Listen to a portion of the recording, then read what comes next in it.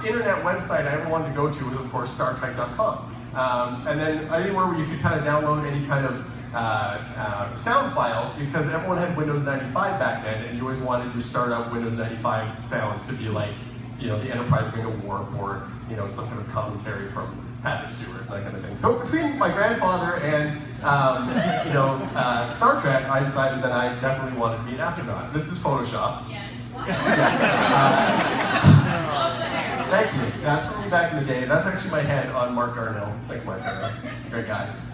And so that's what I was going to do. The whole rest of my life, I grew up, I was like, okay, I'm gonna become an astronaut. And how do you do that? So in Canada, at the time, back then, most of the astronauts, they trained in the Air Force and joined the Canadian Space Agency by going through the military. So that was my plan. I was also really like Top Gun when I was a kid. I watched it again recently. It's actually not that good. But when you're younger, you're like Top Gun, you know, because then you get to be Maverick and fly around and everything. So I was going to be a pilot, and then I was going to go to space, and that was my plan. Now, the thing was, though, and you might notice, is that I wear glasses. And throughout the course of school, I didn't think that this would be a problem, because I figured if I'm not paying for university, because the military pays for you to go, you've got money left over, you can get laser eye surgery, and then you're good to go. And that was my plan, right up until they do those, what are supposed to be inspiring, like, university comes to high school to do recruiting and talk to you about your future career. And I met this guy named Admiral Jarvis. And Admiral Jarvis came in, he was with the Royal Military College, he actually was an Air Force admiral. And I was so excited to talk to this guy, because he was going to be the person to affirm the rest of my life path into space. So I go up to this guy and I'm like, oh, Admiral Jarvis, I'm so excited that you're here. You know, I'm about to graduate in a couple years, I'm going to become a pilot, I want to go to space. And he was like, well, son, what about your eyes? No problem, Admiral Jarvis, because, you know, I'm going to get laser eye surgery and it's going to be awesome. And he was like, no, you can't. You have to have natural 20/20 vision to become a pilot. Crushed. Right? So this guy comes in, he's supposed to be inspiring young people to pursue the dreams, he just crushes them. Look at him smiling there. Crushing young people's dreams. Actually, I have no idea who this guy is. This is a photo I pulled off the internet, but he looks like a military guy, and I convinced you, so that's good. So years and years and years later, what ended up happening is I joined the International Development Program at the University of Toronto. That might seem a little off of what I wanted to do. It was like a realm of political science. I ended up working in Africa for a year. But remember, from Star Trek, I wanted to do two things. I wanted to explore, and I wanted to do good. So I figured if I couldn't explore the stars, then I could go abroad and I could try to do good there. But something was always really, really missing. And I always felt like I was passionate about this. I wanted to do good in the world, but I was always feeling really disconnected from the sky. And space became kind of like this guilty pleasure. I was like, well, there's a lot of problems here on Earth, and so we got to worry about that, and I just won't worry about space anymore. Right up until 2011, and this was about the spring of 2011, when I heard that the space shuttle was being retired. And I thought, wow, you know, all these years later, first of all, I didn't even know that they were close to retirement. And secondly, I'd never seen a launch in person before. So I made up my mind. I was like, okay, I have to go and see at least this last launch. It was 2011, it was July 8th, the launch of Shuttle Atlantis. And I was like, okay, I have to go and do this. So I was like, what am I want to go, but I don't want to go by myself. I want to bring as many people with me as I can. So we started organizing these caravans of cars, and we were looking at the rental car costs, and we were up to like somewhere like $6,000 or $7,000, and I was like, okay, this is stupid. This is not a good idea to do this. So finally, my friend Paul connects with me. Paul's also from Thunder Bay, he's right here in the photo. And Paul and I were talking, and he said, well, why don't I film it? Paul's a graduate of Sheridan Film School down in Oakville, Ontario. And he said, I could bring a camera. And I was like, yeah, of course, that's the best way to bring as many people as we can. We'll bring a camera, we'll film a road trip of us going down to go see the space shuttle, and it'll be awesome. So that's what happened. So we planned 2 cars, bunch of people, packed it full of sandwich meats and whatever, and we did a road trip from Toronto down to Titusville, Florida, where the trip was gonna be. We did it, you know, we got window markers and this, you know, in the car. And it was cool because they were predicting that 1 million people were going to show up for the launch. Like actually 1 million, not an exaggerated, like 1 million people showed up, but it was actually 1 million people were going to show up in Titusville to watch this launch. And as we were driving down, the traffic was getting heavier and heavier and heavier, and people would see things like this on the back of the car, and they'd start honking their horns, like honk, honk, honk, driving by like, woo, Atlantis, and we're like, yeah, 1 million nerds all in one place. This is going to be amazing. We're going to watch a shuttle launch together. Now, leading up to it though, we didn't know if it was actually going to happen. And statistically speaking, Most shuttles don't launch on the first go because they'll get scrubbed because of weather or mechanical failure. They don't want to blow people up because it's happened before. It's terrible. So they really want to be careful. Now, leading up to the morning of the launch, there was, like I said, 1 million people showed up for it. So we're in Titusville. Titusville's about 10 kilometers across from the launch site. So we're watching it from a distance. And there's like a forest of tripod legs and people as far as you can see in either direction, about 5 people deep. Tents everywhere, which is hilarious because the city of Titusville, we called them and we're like, can we bring tents and just like set up a tent beside? Like, no, that's prohibited by law. And we got there, there's more tents you'll ever see in your life. So we're like, okay, we're gonna set up this tent thing. So we set up the tent, slept there in the morning, we were waiting, it was raining in the morning still.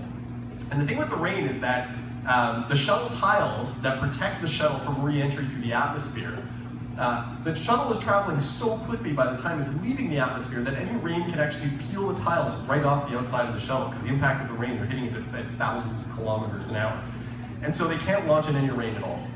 So it's about 10 o'clock, we're all set up, I've got my legs dangling on the edge of like where the harbor side is, people as far as you can see, and everyone is in these pockets crowded around radios, listening to see if the updates, if they're gonna launch. And we know that the crew is inside, they had fueled up, and we're still waiting to see if it's gonna happen. And it's mainly a pretty quiet crowd. And all of a sudden you just hear one of the crackling radios that was around us, and everyone's listening to it, just says, Atlantis, you are go for launch. And everyone's like, cheering at the side. And it was just like, over the launch area, it was just this one like divine hole in the clouds where we were waiting for the shuttle to launch. So we're all standing on the outside, and the countdown's happening, and everyone's counting down 10, 9, 8, 7, 6, 5, and then we didn't know there was a delay in the radio, so it's already there, so we're like, oh, 4, 3, 2, 1, yay! And the shuttle heads up into the air, and it's about 10 kilometers away, so when all the engines are launching, you can see it, but there's a delay from the sound, so all of a sudden the bass comes and it hits you right in the chest, even from 10 kilometers away. 7 million pounds of thrust, launching the 4 astronauts up into the final flight of Atlantis. So they'll sit there, everyone's cheering, and then it was like 5 hours to try to get out of Titusville because of all the traffic. So we thought, okay, we did it. We did our road trip film, we're finished. And so I figured that would be it. We'll cut it together, 20 minutes, we'll put the highlights on, we'll stick it on YouTube, and that'll be it, we'll be done. Right up until I got a phone call, and it was right around the time that Atlantis had flown. And I was like, I can't believe that this actually happened. So what had happened was, before we had gone down, I sent a random email to the Canadian Space Agency. And I was like, hey, I'm a filmmaker, and we're heading down and want to do an interview with an astronaut. And is that cool? Would that actually happen? And I was like, I didn't think in a million years that they would ever say yes. We didn't even have a website up yet. I just signed up for Twitter for the first time, had no idea how to even use it. I was like tweeting like the road and being like, we're on the road, like, you know, and stuff like that. Hashtag road. And I didn't think anyone would ever get back to us. And all of a sudden I look and there's a missed call from the Canadian Space Agency. So I phoned them back and I'm like, hey. And they're like, hey, you said you're looking for an interview with an astronaut, that you're from Canada and you're down here once a launch. And I was like, yeah. They're like, would you like to do an interview with Chris Hadfield? And I was like, yeah? Now, this is before Chris Hadfield had done Space Odyssey and was floating on the International Space Station and everything, but Chris Hadfield was always my favorite astronaut growing up. He shared sentiments about being in space that I thought, like, that's the kind of stuff that I would talk about if I were to go to space. Some of the astronauts, you talk about space and they're like, well, you know, we were flying super fast and I wanted to fly a rocket plane because it's top of my league and I'm a pilot and I'm awesome. You're like, okay. But Chris Hadfield, when he talked about going to space, he was like, hey, when I'm up there, I look at the atmosphere. Some people say it looks like the skin of an orange, but it actually looks like the skin of an onion, and we really need to take care of the planet. I'm like, yeah, awesome. That's the kind of inspiration we want to bring back from space to the Earth. So I really wanted to meet this guy. So we show up. He knew that he could tell. We had no idea what we were doing.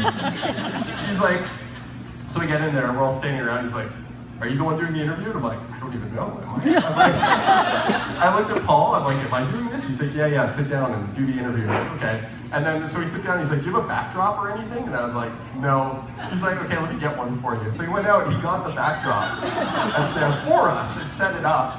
And then I basically asked him like one nervous question, and then he said everything I wanted him to say anyway, and it was amazing. So the thing is that because this happened, it opened up this whole door for us. And when we got back, we said, hey, maybe this isn't the end of our journey, maybe it's actually just the start.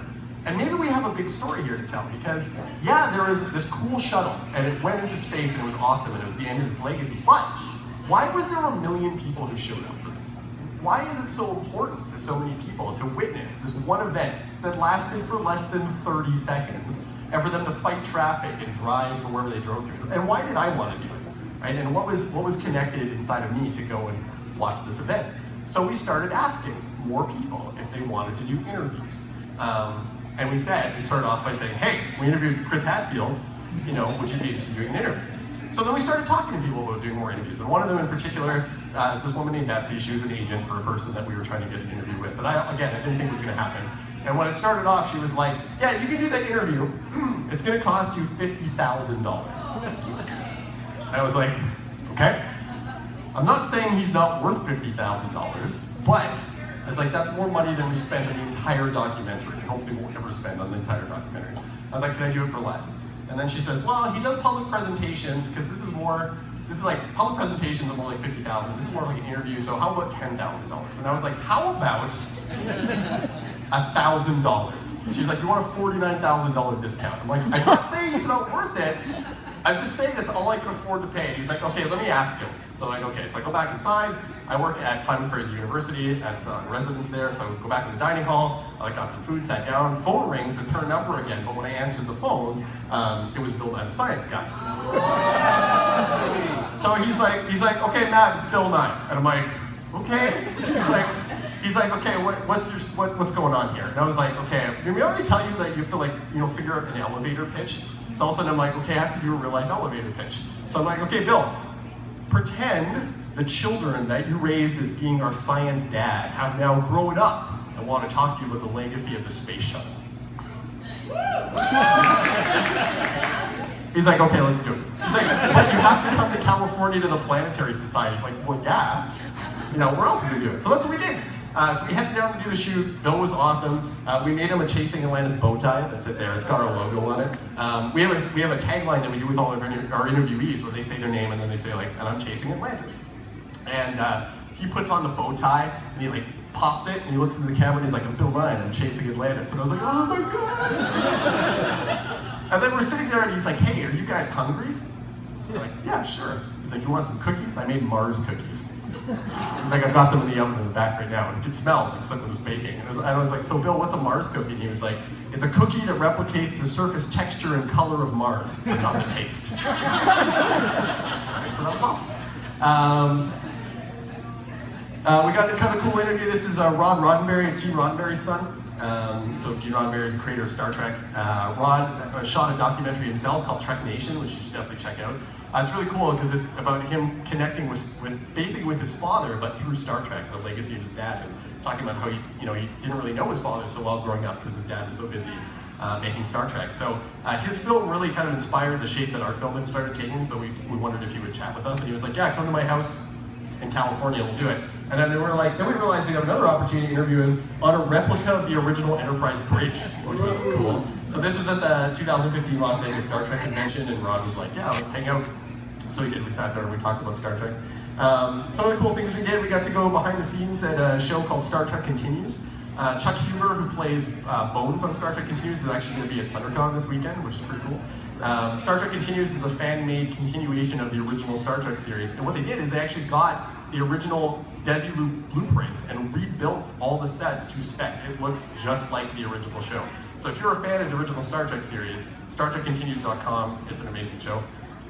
We got to interview Robert Picardo, who's also going to be one of the guests at ThunderCon this weekend. Robert Picardo played the holographic Doctor in Star Trek Voyager.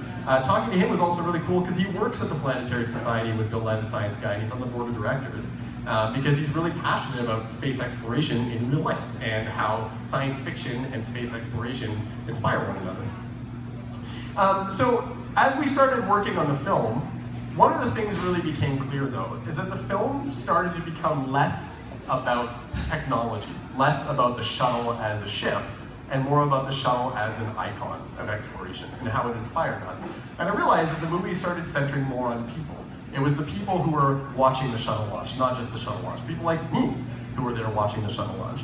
And that came clear in two interviews in particular. So one of them was with Wil Wheaton. And when we were interviewing Will, we chatted with him about why people love space. It was this question that we'd ask everyone in our interviews. And most people would talk about galaxies and planets and black holes and all that marvelous stuff that's out there. But he looked at me and he thought about it for a second. All his answers were he was very pensive and thoughtful.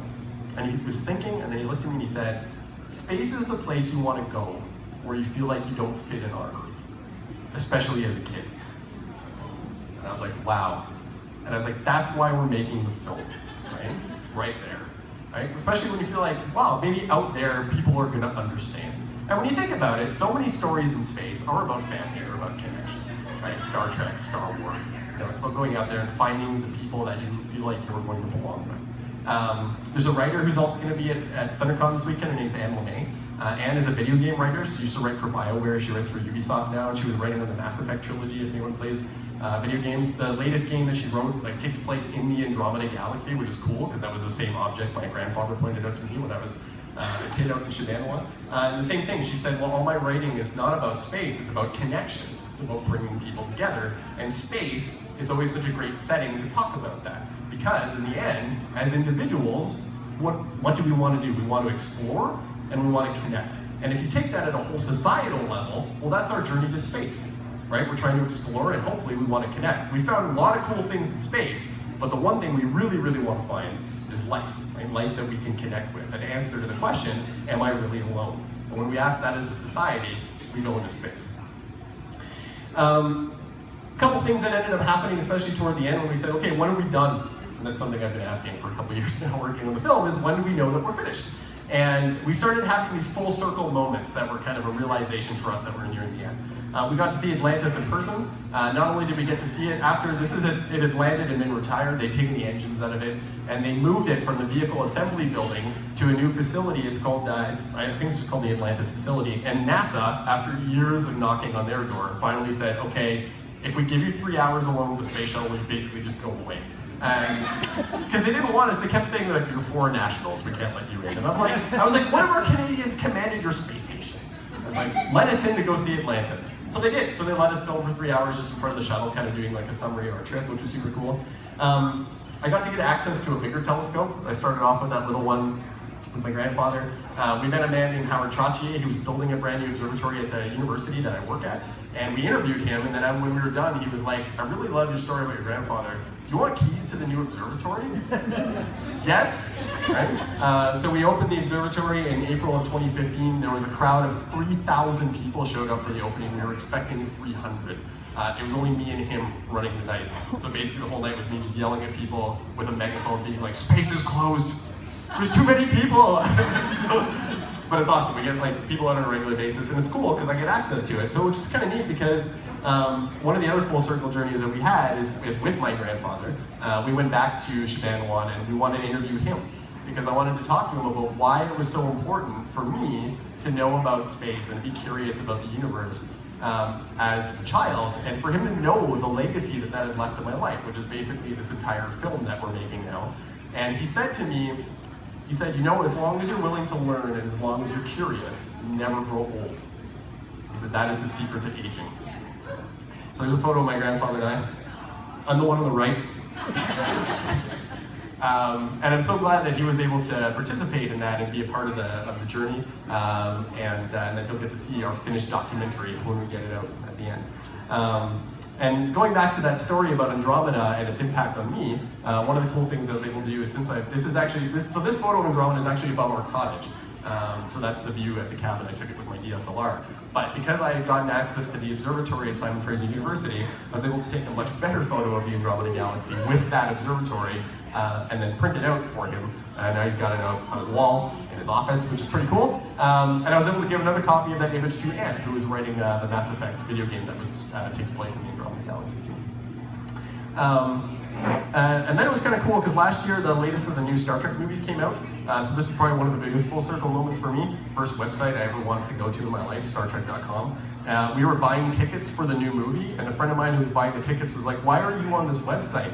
And I was like, what are you talking about? They're like, your movie is featured on the StarTrek.com website right now. And I was like, what? So we went on, and there it is in the corner. And they had mentioned that we talked to a few people from the Star Trek family and had put a little advertisement we didn't know about on the StarTrek.com website. If we hadn't gone to buy tickets that day, I don't know if it would have been still there or if we would have missed it. And the cool thing about this is that this was on July 14th, which is actually my grandfather's birthday. So it's kind of neat how the whole universe aligned on that one. So what's the moral of the story? Two things in particular I want to say. One, there's a difference between your dream and the passion that creates that dream. And if the dream doesn't work out, you don't have to throw both away. I will probably never go to space. Like, unless it becomes really cheap and Elon Musk does all that stuff and you can go for like, I don't know, less than a fortune, I probably won't be going to space. But I thought that meant that I had to throw space away, that it couldn't be a part of my life. And now, just because I knocked on a couple doors, and people said yes, which is the other point I want to say, is that this whole story isn't to say like, I'm awesome, I made this movie. It's more to say the world is pretty amazing, and if you bring something that you're passionate and genuine about into it, the world will respond in a positive way. And so if you've got that kind of that dream or that passion that you had that you might have like forgotten somewhere, well, bring it back. I had that picture of a space shuttle at the very beginning. The picture is actually a drawing that's done by my friend Ellie. Ellie takes her child's drawings and recreates them in like an adult form. And I think in many ways, we all have a dream somewhere that we're trying to do this too. So if you have that somewhere in your life, please do that, bring it back. Take that childhood drawing and recreate it with your adult spin. And keep it colorful and awesome and share it with the world. People will help you. So if you've got that calling, listen to it and go with it. I was going to show a couple clips. I have like a clip from the film, but we don't have speakers, and so I don't know if it's going to work. I can try to play it off the laptop, maybe, and let's see what happens. I'll hold the mic to the computer, High-Tech Solutions, and we'll see how loud it is. So this is a compilation we put together for Star Trek's 50th anniversary that we put out not this past September because it's the 51st, but the September before, and it's made up of footage that we shot from Chasing Atlantis and some of the interviews we did. Let's see what happens. That's the Earth. That's not. There we go.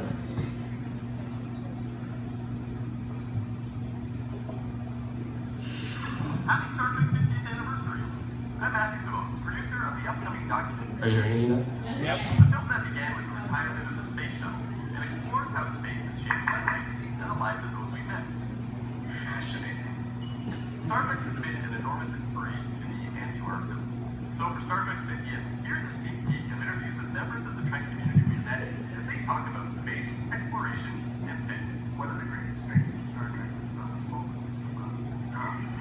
Is that not only is it purpose, but it's also this guy calls to them. They got together and through diversity and challenge and fun, they forged into a family. And that's something we all yearn. We all want to be part of a family, and that's something I think that speaks to fans of Star Trek, and speaks to us, speaks to everybody as much as this desire to explore. Is we're not alone exploring. We're out there with a group of people that are our family. Infinite diversity, infinite combinations. That is the backbone of Star Trek. They went out there. It wasn't about finding diversity in form, even though in the 60s people bring up having an African-American officer and a woman, all this stuff. It was about diversity in ideas. It's about humanity being at a point where we need to find a new perspective. There's this thing about space. It's very similar to something about like the depths of the ocean. It's like it's right there, but it's so far away. And I think that for a lot of kids that grow up feeling like they're social outcasts, what we perceive as a normal life is right there, but it's so far away. It may as well be space. Possibilities for the future, the Gene Roddenberry's vision for the future, and how humanity might possibly evolve towards something that is just greater than we could ever imagine as humans on this planet with the problems that are on this planet right now. There's just so much hope in all of that. It's really inspiring. I like to think that Star Trek's vision of the future that is positive, that technology ennobles man and in fact helps man survive rather than destroys him is the best way to look at things. I don't think you have to be a scientist or an engineer to love Star Trek. It's Roddenberry says the human adventure to say I can, if I'm bold, if I'm brave, if I'm ethical, I can do extraordinary things, and I think that's a message we can all take away. This just feels like one of the coolest connections that started when I was a kid. Feeling like I watched people be accepted for everything. Yeah, exactly. And not feeling like it really anywhere. Yeah. To something I was a part of it, then it was being supportive of other people in telling my stories. If people, I hope, if people 10 years, 20 years from now, 30 years from now, are talking about our episodes the way that we talk about the original series episodes, then I couldn't hope for any greater blessing or privilege. My name is Vic Mignogna. My name is Judith Reed Stevens. I'm Garvey Stevens. I'm Will Wheaton. I'm Michael Okuda. My name is Lisa Hansel. I'm Robert Picardo. I'm Rob Roddenberry, and I'm chasing headlines. Thank you.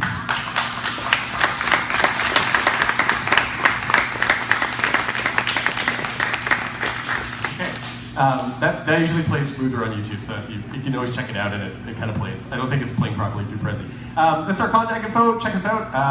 I've got Paul's contact info on here too. If you're like into filmmaking and producing and stuff, then he's your guy to talk to. If you just want to like ramble with someone about space and life, send me an email. I'm happy to talk to you about it. You can find us we're on the Instagrams now, which is exciting. YouTube, we got a lot of like our interview trailers and stuff like that on there, and then most of our stuff we're posting on Facebook and Twitter and stuff too. So thanks. Thank you.